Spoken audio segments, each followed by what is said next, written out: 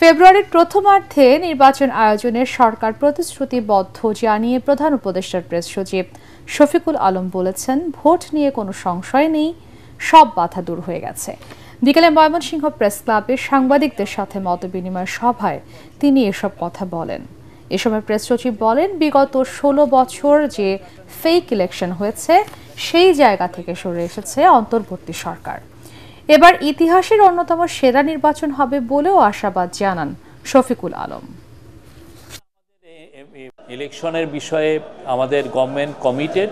ফেব্রুয়ারির প্রথমার্ধে ইলেকশন হবে, এ বিষয়ে যত ধরনের সংশয় ছিল সব ধুয়ে মুছে চলে গেছে। এখন জাতি ইলেকশনের জন্য প্রস্তুত। আপনারা দেখেছেন পলিটিক্যাল পার্টিগুলোও জুলাই চার্টার নিয়েও অনেক কথা বলেছেন। দেখেন, জুলাই চার্টার নিয়েও এখন সবাই ঐক্যমতে এসছেন। 15 তারিখে তো একটা ঘোষণাও এসছে যে এটা সই হবে। সই হওয়ার পরে আমার মনে হয় যে বাংলাদেশের সমস্ত পলিটিক্যাল পার্টি তারা ইলেকশনের জন্য প্রস্তুতি নেবেন, একদম ভালোভাবে প্রস্তুতি নেবেন।